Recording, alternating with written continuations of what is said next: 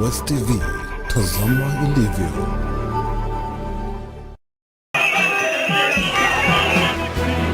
Kwa habari zinazoaminika na zenye utendeti kutoka kwa kilimo, mawapa sehemu ya kuonyesha mbinu kidogo ya ukulima, elimu, siasa na jamii kwa jumla.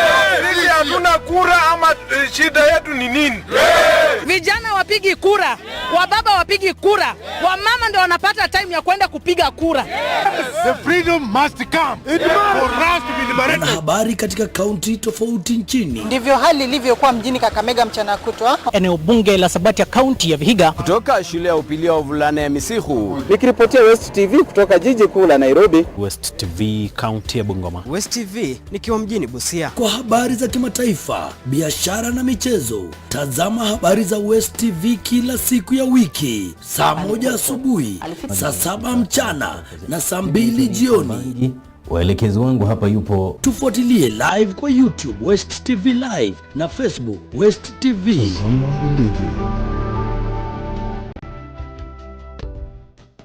Karibu Westside Hotel, inapatikana katika mandhari mazuri yenye hewa safi milimani mjini Kitale. Hoteli ya Westside ina chumba cha mikutano kilicho bora. Unapata kufurahia huduma za bure za wifi, projector na huduma zingine. Kuna vyumba vya kulala vya standard na superior zilizo na mnato na mvuto. Unapata kufurahia vyakula vyetu vilivyo vitamu zaidi. Kuna bustani ya kupendeza. Kwa vinywaji vya aina zote, tembelea jumba la vinywaji kukata kiu, dimbwi la kuogelea na eneo la kuegesha magari. Tupate kwa nambari ya simu 0732993110 au 0719500635. Westv, tazama ilivyo.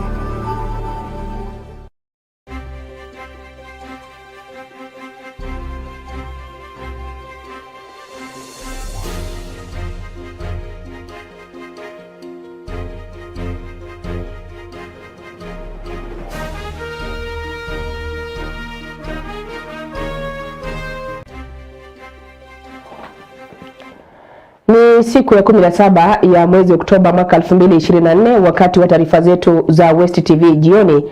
Karibu popote ulipo mpenzi mtazamaji, tuandamane pamoja hadi tamati. Mimi naitwa Winnie Wanyonyi, mfasiri wetu wa lugha ya ishara ni Mary Sifuna, mwelekezi wetu ni Hiran Mugaisi. Taarifa ya mwanzo ni kuhusu kikao pale Seneti, ambapo bunge la Seneti limepiga kura ya kuendelea kujadili hoja inayolenga kumng'atua afisini naibu rais Rigathi Gachagua, licha ya wakili wa naibu rais Paul Mwite kutaka kikao hicho kuahirishwa hadi Jumanne wiki lijalo kumruhusu naibu rais kupata nafuu. Maseneta wengi waliunga mkono hoja ya kuendelea na mjadala huo Alhamisi hii na kusikiza hoja za mwisho za mawakili wa bunge la taifa wanaotaka naibu rais atimuliwe.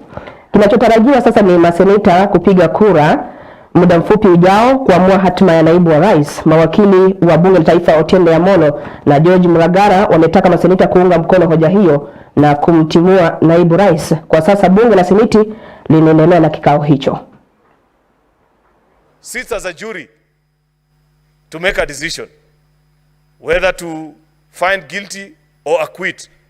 But like has been observed many times, and I have reminded this house on all the occasions when I have moved impeachment motions the last few years, Mr. Speaker, is an impeachment is political and legal conjoined together.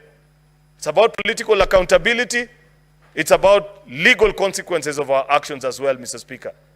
There are political challenges, Mr. Speaker, that must be addressed. There are legal issues that have been raised as well, Mr. Speaker, which I want to believe when my colleague senators get the chance to address this house and convince each other. Perhaps people are watching and wondering, what is it that senators are doing at this hour? I believe that all the 67 of us that are here have had occasion to peruse through the evidence, listen, and this is a chance to share your thoughts about what you think and what is the proposed solution. I'm not sure, Mr. Speaker, whether my colleague senators will find the Deputy President guilty on all the 11 charges, or 1 or 2, legally speaker or none. Mr. Speaker, I'm being quickly reminded by my colleague here that is possible. And that is fine, because it is based on what you had, what your mind is convinced about these particular charges that have been drawn, and what you think is best for this country, Mr. Speaker. I don't intend to be long, because I know, Mr. Speaker, we have agreed that we will do this not for a very long time. And I know there's so many of my colleagues that want to speak on this particular issue. But there are about 2 or 3 charges that I want to just focus my thoughts on, Mr. Speaker, and perhaps leave the rest to hear, to be convinced this way or the other by what my colleagues will pick. There is, Mr. Speaker, charge number 8, serious reasons to believe that His Excellency the Deputy President has committed crimes by continuously misleading members of the public through false, malicious, divisive and insightful remarks that are contrary to the provisions of Section 132 of the Penal Code and Section 29 of the Leadership and Integrity Act. We have institutions that are charged with the responsibility of making sure that we are a cohesive society, Mr. Speaker. By statute, actually, after the 2010 Constitution, we set up the National Cohesion and Integration Commission. And it was our sincere hope, Mr. Speaker, that that commission... Tutakuwa tunakurejesha baadaye mtazamaji kwenye kikao hicho kwenye bunge la Seneti, ambapo hoja ya kung'atulia mamlakani naibu rais Rigathi Gachagua inaendelea kwa sasa. Tuangazie taarifa tofauti, ambapo wakazi wa kaunti ya Bungoma wamejitokeza kwa wingi kuhudhuria misa ya wafu ya Mama Roda na Maemba Lusaka katika kanisa la Kianglikana la St. Crispin's. Marehemu ni mamake gavana wa kaunti ya Bungoma Ken Lusaka. Alikuwepo mwanahabari wetu Eric Lumbasi.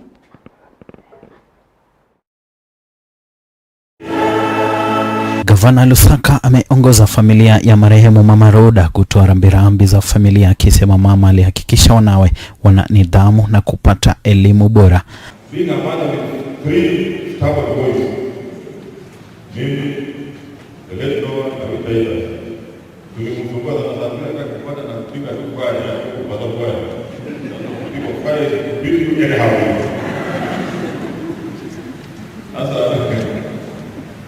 I have a lot to talk about her. Even the same, but maybe I am what I am today because of this lady here.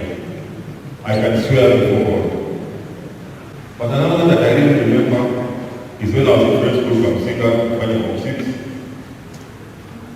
First attempt I did not make. Kakuja nyumbani akaniambia wewe umeharibu school fees. Umeharibu school fees sana. And I got another this was the first one you must pass. Akatusi akaniambia nimelia kama mtoto, akatusi nataka kurudi shule, nikamwambia imani. Kwenda mjeni kule. Na mmoja wa watu hapa ndio kama tawi mai kani. Akaniambia Jesus Christ nikaenda kulipili for 6 and for sure I was number 1 that year when the university of Nairobi. Waliohudumu naye katika huduma za kanisa hilo la Kianglikana wakimsifia kwa mchango wake mkubwa, wakisema alijitolea kwenye majukumu yake. Kanisa ya Mapera, kaunti nzima na kanisa, sababu mama tunamjua alikuwa ni mama mwalimu, ni mama mshauri, mama mlinda imani na mama ambaye alikuwa pia daktari wa kiroho. Kwa hivyo sisi kama wamama tumempoteza huyu mama, wakati ambapo tunalia mama yetu amepigana vita vizuri, na sisi sote tunajua ya kwamba mtu wa aina hii matamanio yetu ni ya kwamba ameenda kwa baba. Misa iliongozwa na askofu wa kanisa hilo George Mechumo, huku askofu mkuu mstaafu Eliud Wabukala pia akihudhuria, wakisema watakosa huduma zake. Lakini yeye alikuwa ni shujaa sana na alikuwa ni mtu ambaye amewahi kusafiri. Niliweza kukaa na yeye, tulisafiri na yeye, tulikuwa pamoja mmoja. Kwa hivyo nilimjua mama vizuri sana. Hapo ndipo unaona mambo ya Mungu amekuwa ni kielelezo sana, na neno hili ni kielelezo cha Paulo kwa Timotheo.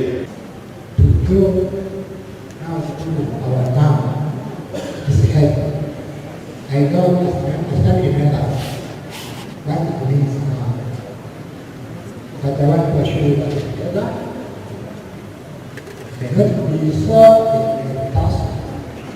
Marehemu Mama Roda na Maemba Lusaka anatarajiwa kuzikwa kesho Ijumaa nyumbani kwake eneo la Mapera.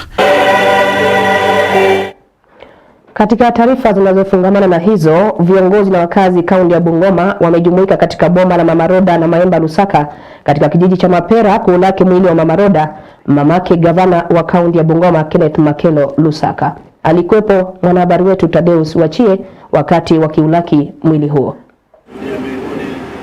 Wawakilishi wa wadi katika bunge la kaunti ya Bungoma ni miongoni mwa viongozi waliojumuika na familia, jamaa na marafiki katika kijiji cha Mapera kumlaki Mama Roda, wakitaja kuwa amekuwa msaada mkubwa kwao. Na mama tulikuwa tunampenda. Tulikuwa tunapenda mama sana, tukija kwa boma hii mama alikuwa anatukaribisha kwa njia ile mzuri kabisa. Na ni mama ambaye alikuwa anatupatia guidance mzuri, hasa wakati governor alikuwa wa kwanza akakuwa speaker, na mpaka hivi sasa wakati tunaendelea. Nasema kwamba roho yake iwekwe mahali pema. Huyu Mama Roda ni mama mzazi ambaye sisi tumemjua kama watu wa Kimilili kwa jumla na pia kama watu wa Bungoma kwa jumla. Ni mama ambaye amelea watu wengi sana. Ni mama ambaye ulikuwa ukija katika hii boma kila wakati. Ni mama ambaye alikuwa mchangamfu, mama wa furaha, mama wa upendo, mama ambaye kila wakati alikuwa anapenda kucheka. Alipenda wageni sana. Baadhi ya wakazi wa kijiji cha Mapera wametaja kuwa kifo cha Mama Roda ni pigo kwao kutokana na mchango wake katika jamii. Tulikuwa tukikuja kuona gavana lazima tumpitie. Tunakunywa chai, tunakula, anatufurahisha, anatupea mwelekeo, anatuambia tupeleke watoto shule wasome, tusikue kucheza na familia kwa maana familia ndio maisha ya kesho. Sasa sisi tumepoteza mtu wa muhimu.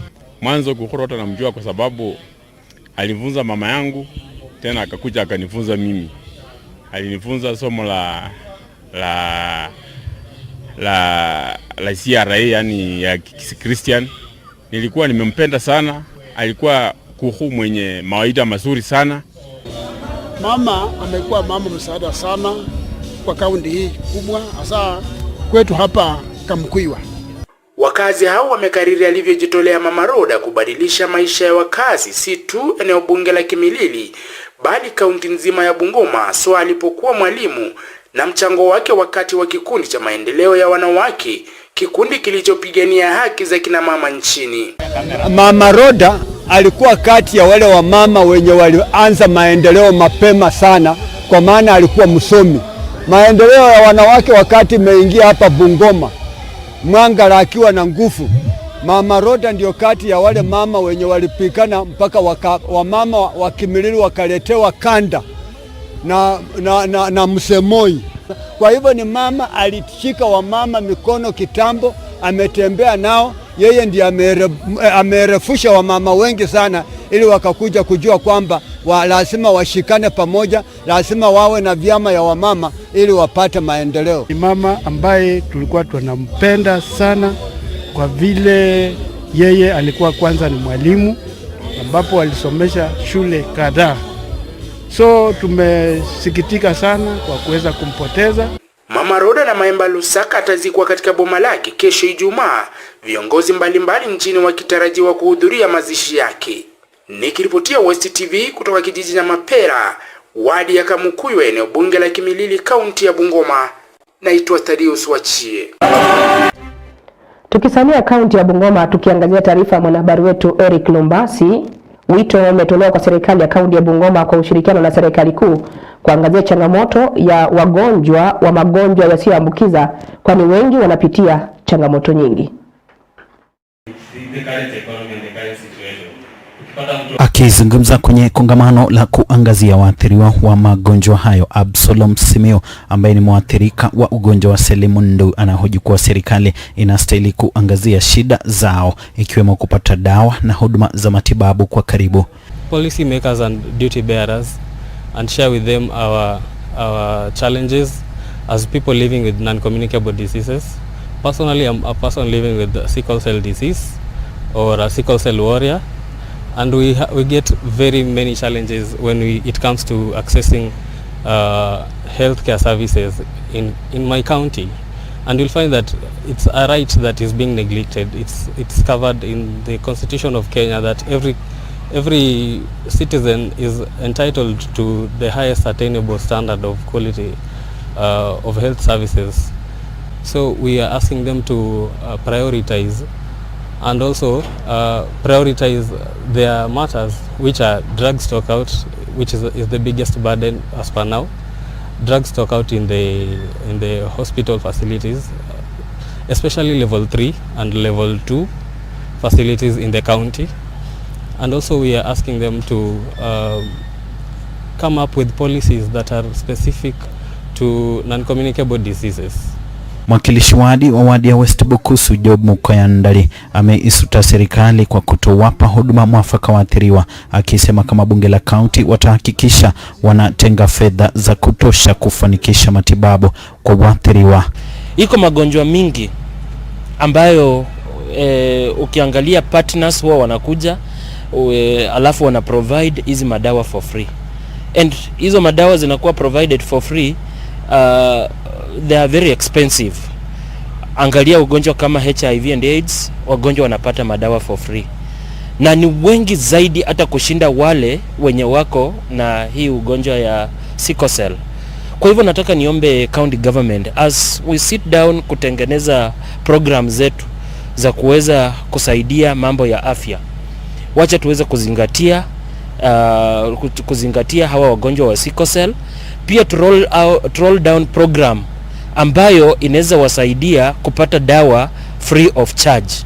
Then I have a problem na hii program ya SHA. You see, kuchukua shilingi 6,300 eti kuwekea hawa wagonjwa, and you see we are looking at how much hawa wagonjwa wanatumia in a month kutafuta matibabu. It's a lot of money.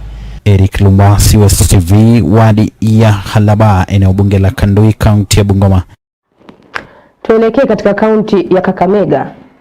Mshukiwa mmoja wa uhalifu aliuawa na wananchi wenye hamaki katika eneo la Muhonje, wadi ya Lwandete, eneo bunge la Lugari, baada ya kutuhumiwa kuiba pikipiki.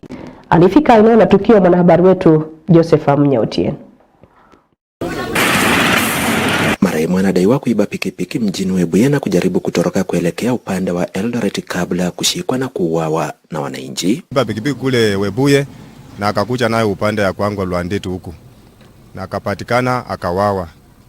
Tulishangaa na yeye sana. Wakati tunamfuata tulijaribu kuongea na yeye kumpeleleza, lakini sasa wakati alituona tukakuwa watu karibu 3-4 na akaongeza speed. Baada ya kupashwa habari kuhusu wizi huo, wahudumu wa bodaboda katika kituo cha Lwandete waliamua kumfuata mshukiwa ambaye baada ya kuhisi kuwa maisha yake yalikuwa hatarini aliamua kuruka kutoka kwenye pikipiki hiyo na kuingia kwenye shamba la miwa, ambapo wakazi walizingira shamba hilo na kufanikiwa kumnasa kabla ya kumvamia kwa kila aina ya silaha na kumuua papo hapo. Tukapigiwa simu ya kwamba pikipiki inatoka Webuye iko kwa nje kwenda Eldoret, inataramuka ndio imepita Chimoi. Tukaingoja pale Lwandete. So ngoja Lwandete tukaona kijana anakuja na pikipiki kwa mwendo wa pole pole kama pikipiki ni yake. So aliposense ya kwamba tunamfuata, akaseti pikipiki akaanza kutoroka mwendo wa kasi. Nami si kuchoka, nilimfuata kwa mwendo wa kasi. Wakati nilifika Muhonje, kijana aliruka kwa pikipiki na kuruka ndani ya miwa. Kumbe wale vijana wetu wenzetu potapota wa Muhonje nao walisema hapana, watatusaidia. Nao wakatusaidia, wakakata zaidi huko jini. Ndio wakaenda wakamshika. Wezi wako na maarifa. Style yenye alishukiamo kwa pikipiki si rahisi. Huyo ni mwizi amekomaa akili. Viongozi wa bodaboda eneo hilo wameonya wanaojihusisha na uhalifu kuwa hawatavumiliwa. Ninaomba vijana watafute ajira, wawaje mambo ya shortcut, maana haikuwa kitu mzuri. So vijana tafadhali tunaomba muachane na wizi. Watafute riziki yao ya ukweli, wasianze kuipa mapikipiki za watu sikipotea kwa njia yenye sio mzuri. Na wakaipa, nataka niwaonya ya kwamba watafute njia ya kupitia, wasipitie njia ya Lwandete kuenda paka kule Chekalini, sababu tumekaa chonjo sana kuangalia. Naonya wale watu wenye wanaipa pikipiki, kama unaipa pikipiki nadhani umeonea kwa huyo kijana. Sisi hata haka na wizi ilikuwa imekoma, lakini tumeona vijana sasa wameanza kuenea na wameanza tena na kuipa. Nasikia mpaka hata hapo Muhonje wanaipa mpaka nyama. Joseph Mnyautien, Westv, wa Lwandete, eneo bunge la Lugari, kaunti ya Kakamega. Chuo anuwai cha kitaifa cha Shamberere katika kaunti ya Kakamega kimeingia kwenye ushirikiano na sekta ya jua kali ili kuwafaidi wanafunzi kuboresha ujuzi wao wa masomo ya nyanjani ya kiufundi. Na ni kama anavyotuarifu mwanahabari wetu Brenda Wawire. Jini Kakamega kwenye kongamano lililoleta pamoja wanajua kali na wasimamizi wa chuo hicho, mwalimu mkuu wa Shamberere Elisha Nyamu amesema kuwa analenga kuhakikisha kuwa wanafunzi wanazoea maeneo ya kazi na kuimarisha ujuzi. Mfumo ambao tuko nao saizi, wanafunzi wanahitajika kuwa katika chuo muda wa 60 kisha waende katika viwanja. Hili jambo limeletwa na kusudi ya kwamba hapo awali tumekuwa tunazalisha wanafunzi ambao wakienda katika viwanda wakiajiriwa hawana ujuzi na tajriba ambayo inahitajika katika hivyo viwanda. Baadhi ya wenye karakana ambao wamehusishwa kwenye mpango huu wamehusifiwa wakisema kuwa utawafaa kupata wanafunzi ambao wako tayari kufanya kazi, ila wanapendekeza kubadilishwa kwa mafunzo yanayotolewa kwenye taasisi za kiufundi ili yaingiliane na teknolojia ya kisasa. Kwa shule wanafunza theory but wanatumia vitu za kitambo. Wakikuja kwa magari zetu wanapata vitu ya saizi. Hata magari za kitambo siku hizi haziko. Sasa hii tuna deal na magari zinakuwa diagnosed na mashini. Wanafaa warekebishe curriculum wa deal na magari za saizi. Something should be done juu wakikuja kwa ground wanapata vitu ni different. Where Kenya is heading, it's heading the technical way.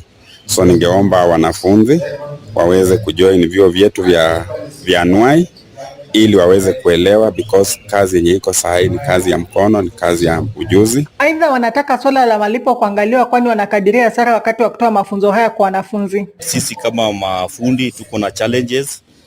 Wanatuambia hakuna malipo, tusaidie tu juu ni watoto wetu but kuna challenges tunapitia. Sasa serikali inafaa waangalie sisi tutalipwa aje.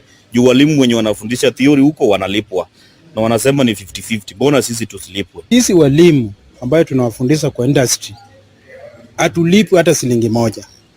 Kwa hivyo hii jambo wamekuja nayo walisahau kitu moja. Ya kwamba walimu ambayo wanafundisha 20% wanalipwa.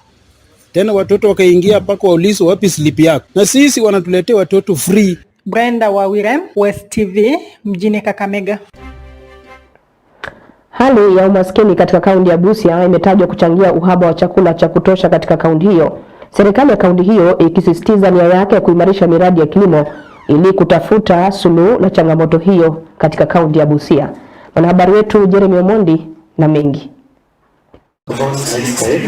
Kwa mujibu wa gavana wa kaunti ya Busia Daktari Paul Otuoma, miradi ya kuimarisha uchumi wa kaunti hii kupitia kilimo inalenga kupunguza viwango vya umaskini kwa 50% na pia kuhakikisha usalama wa chakula kwenye kaunti hii kufikia mwaka 2027. Hii mambo yote tukifanya lazima tufikirie watoto wetu. As we are having, the population is growing. Busia now we are almost 1 million people. Kulisha watu 1,000,000 sio rahisi vile ulikuwa unalisha watu 500,000 ama 300,000. Lazima tuweze kupanga kwa njia mwafaka.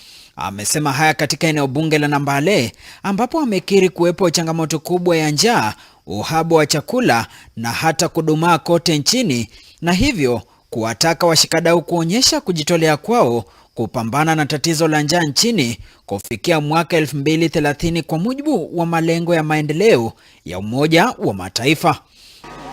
Kutoa njaa lazima tusaidiane. Wale wote ambao wanahusika. Nyinyi wale mmekuja hapa, hatungependa mtoke hapa bila kusema kwamba at least kuna kitu nimejifunza. Gavana Otuoma aidha ametoa tahadhari kwa ongezeko la magonjwa kama saratani katika kaunti ya Busia, akiwataka wakazi wa kaunti hii kuwa makini na vyakula wanavyotumia kwani baadhi yavyo huchangia ongezeko la magonjwa hayo. Na hiyo vitu yote haikukuwa pale mbeleni. Inatokana na chakula na mambo ambayo tuko nayo kwa sasa. Kwa sababu babu zetu hawakuwa na hiyo shida. Lakini sisi tuko na hiyo shida. Lazima tukapigane nayo. Lakini mengi inatokana pia chakula. Ile sisi tunakula. Mafuta zimekuja. Hii mafuta ukiona zingine hata tujui zinatoka wapi. Kenya inaagiza mafuta. Tulikuwa hapa tumeambiwa zaidi ya bilioni 100. Nikiwa katika eneo bunge la Nambale, kaunti ya Busia, naitwa Jeremy Omondi. Mtihani wa kitaifa wa gredi ya 6 na kidato cha 4 ukitarajiwa kung'oa nanga wiki chache zijazo. Wazazi hasa watahiniwa wa shule za kutwa wametakiwa kuwapa wanao muda wa kudurusu ili wasajili matokeo bora. Na ni kama anavyotuarifu Edwin Sasaka. Wanachama wa bodi simamizi ya shule ya msingi ya St. Joseph's Webuye wametoa wosia huu kwenye hafla ya maombi ya watahiniwa, kibainika kuwa baadhi ya watahiniwa hukumbana na mazingira magumu mno mikononi mwa wazazi wao ili hali wanajiandaa kufanya mtihani wa kitaifa. Parents, you are not giving our learners humble time. This one I must report today because this is the only forum I can report to you. Most of the learners are complaining when they reach at home, especially the day scholars. There is a lot of distraction. They complain in most cases when they are doing their studies. You distract them with your favorite TV programs. You call them soaps, kipindi yangu. You can imagine children reporting now. Please, mimi ni spokesman wenu and I have to report this one back to you. Baadhi ya wazazi wamewarai wenzao kuzingatia masomo ya wanao na kuwapa watahiniwa vifaa vya mitihani. Nataka kuomba wazazi wa grade 6 ya kwamba usikue sasa uchukue wakati huu sasa unataka kupatia mtoto chakula yenye huwa hatumii, kwa sababu nasema mtoto wangu anafanya mtihani unanua vitu zingine ati tamu. And give them everything that they require in the exam, the atmosphere, and at home take care of them as they go for the long holidays. When they come back, we shall be happy with them and we continue. Hafla ya maombi kwa watahiniwa imeongozwa na kanisa Katolika parokia ya Utatu Utakatifu Webuye, huku Paroko Pius Wamalwa akiwapa watahiniwa ushauri na kuwatakia heri. Kwa hivyo katika maombi tunakufungua hapa duniani na Mungu naye akufungue kule mbinguni, ili ukifanya mtihani ufanye kwa jina la Mungu. Na unapofanya kila kitu kwa jina la Mungu kama Tauti, tutafanikiwa. Toka shule ya St. Joseph's iliyoko mjini Webuye, kaunti ya Bungoma, jina langu ni Edwin Sasaka. Tukizidi kuangazia masuala ya elimu, wazazi na jamii nzima ya eneo bunge la Khwisero, kaunti ya Kakamega wametakiwa kuipa elimu ya wanao kipaumbele na kuhakikisha wanawapa vifaa muhimu vinavyohitajika shuleni ili wasajili matokeo bora. Taarifa hii ametuandalia mwanahabari wetu Meshak Obonyo. Ni wito wake padre wa kanisa la Kianglikana Dayosisi ya Butere Robert Matati, ambaye amehujukua kila mwanafunzi ana haki ya kupata elimu iliyo bora, kwa kuwa elimu huhakikishia maisha bora. Tafadhali tuchukulie elimu kama silaha kubwa ambayo tunaweza kuwapatia watoto wetu. Na watoto wetu tunapowapeleka shuleni pia tuangalie maslahi yao, ama tuweze kuwa support kuendeleza programs katika shule hizo, wakati tunawalipia chochote kile kidogo ambacho tunahitajika kulipa kwa shule hiyo. Alafu mtoto huyo ambaye anaendelea kwa masomo, uangalie anaendelea vipi kiroho. Mahua kukula, mahua kusubiri. Ya kwamba uone mtoto huyo anatembea na nani, mtoto huyo anaenda kuomba pali papi ama wapi. Padre Matati aliyasema haya eneo la Mshangubu, eneo bunge la Khwisero, huku msaidizi wa naibu county commissioner wa eneo bunge hili Joshua Mutiso akitoa onyo kali kufuatia ongezeko la unywaji wa pombe haramu na kutoa onyo kali kwa yeyote atakayepatikana kuendeleza ugemaji huo. Sisi watu wa usalama tuko na jukumu na tunajitahidi kuhakikisha kwamba Khwisero iko imara na iko na amani, tukishirikiana na officers ambao wako hapa pia pamoja na chiefs, assistant chiefs wa eneo hili. Tunaona kwamba hii eneo inasumbuliwa na mambo fulani kama unywaji wa pombe haramu, si hivyo? Mambo ya chang'aa, mambo ya bangi, hizo vitu sisi hatupendi. Kwa hivyo chief, muendelee na ile kazi ambayo mnafanya ya kufanya crackdown ya pombe ya chang'aa. Nikipitia Westv kutoka Mshangubu, eneo bunge la Kuisero, kaunti ya Kakamega, Nitemeshak Obonyo. Baadhi ya wanafunzi wa shule ya msingi ya Mseto ya Shikoti, wadi ya Mzozo Mashariki, wamefaidi na sodo na viatu vilivyotolewa na kundi moja la vijana wenye nia ya kumaliza kero la funza kwa wanafunzi. Wakati wakitoa msaada huo, alikuwepo mwanahabari wetu Brenda Wawire. Kundi hili la vijana, wengi wakiwa wanafunzi wa vyuo kutoka eneo la Magharibi, likiongozwa na John Marambu, waliafiki hatua hii baada ya utafiti wao kubaini kuwa wanafunzi wengi kukosa viatu na ndio sababu moja kuu kwao kuvamiwa na funza. I was doing a research on jiggers and I was looking at the relationship between the host, the agent and the environment, and I noticed that people coming to school barefooted are very much vulnerable to jiggers, and that's why we started an initiative of donating shoes to people coming to school barefooted. Wameshabikia hatua ya kuwapa wanafunzi wa kike visodo, wakisema wanafunzi wengi kukosa kuhudhuria masomo kutokana na ukosefu wa visodo, huku wakiwataka vijana kote nchini kujiunga kwenye vikundi vya aina hii ili kabili changamoto ya matumizi ya dawa za kulevya na hulka zingine potovu. As youths, we thought it is a good idea to engage in such activities, so we saw it good to at least be unique by serving the less fortunate children in the society. The funds are from ourselves. We contribute the little we have. We look at our girls from schools and we discover most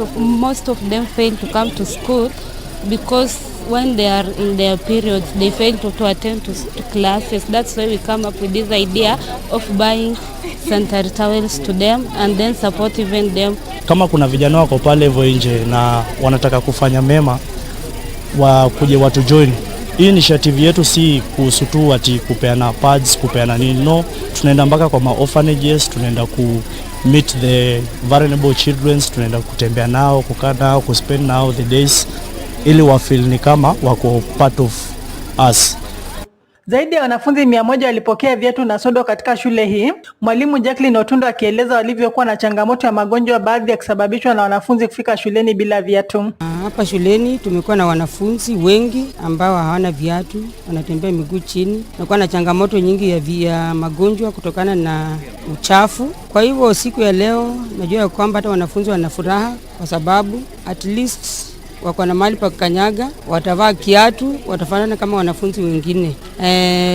Nina furaha kwa sababu pia wasichana wamekuwa na changamoto wakati wanapata hedhi yao, wanakuwa na shida. Wengi wanatumia viraka. Kwa hivyo inakuwa ni ngumu wanafunzi kujiweka safi. Kwa hivyo najua siku ya leo wameona vitu ambavyo wengine hawajawahi ona maishani mwao.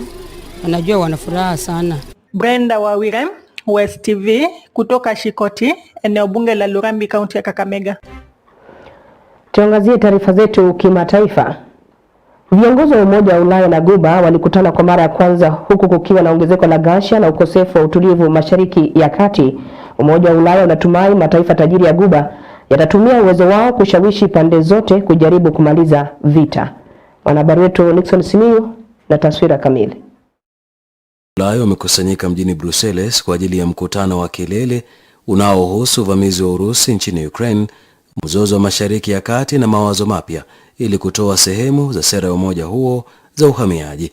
Majadiliano ya Ukraine yalifanyika Alhamisi leo asubuhi wakati Rais Volodymyr Zelensky alipoungana na wakuu wa nchi na serikali kuwasilisha mpango wa ushindi.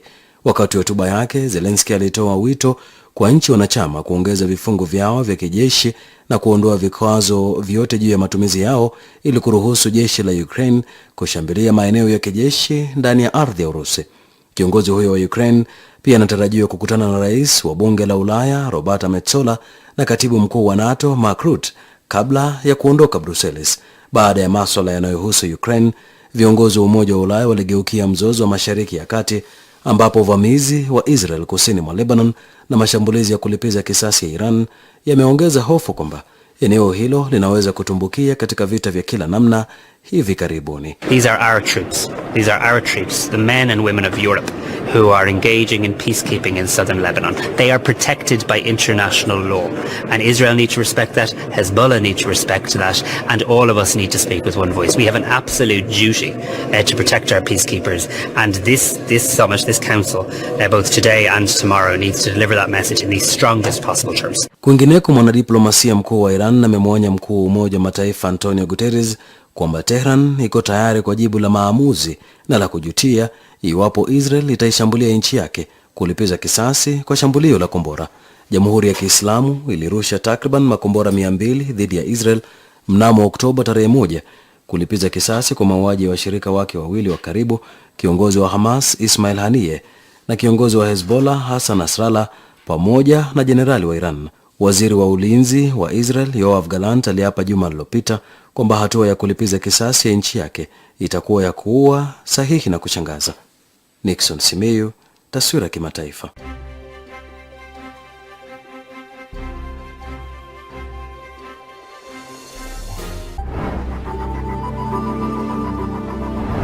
Westv, tazama ilivyo.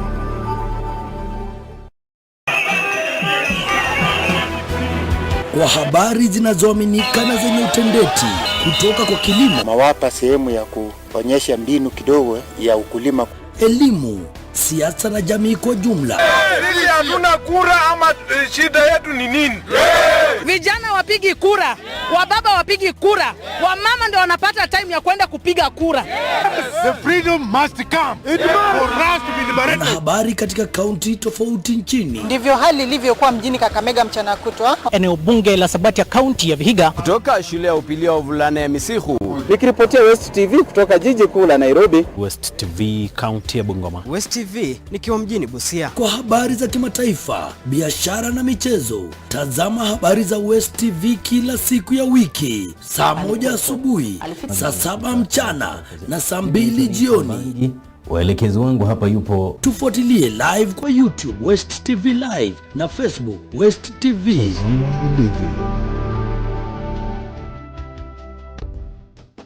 Karibu Westside Hotel. Inapatikana katika mandhari mazuri yenye hewa safi milimani mjini Kitale. Hoteli ya Westside ina chumba cha mikutano kilicho bora. Unapata kufurahia huduma za bure za wifi, projector na huduma zingine. Kuna vyumba vya kulala vya standard na superior zilizo na mnato na mvuto. Unapata kufurahia vyakula vyetu vilivyo vitamu zaidi. Kuna bustani ya kupendeza.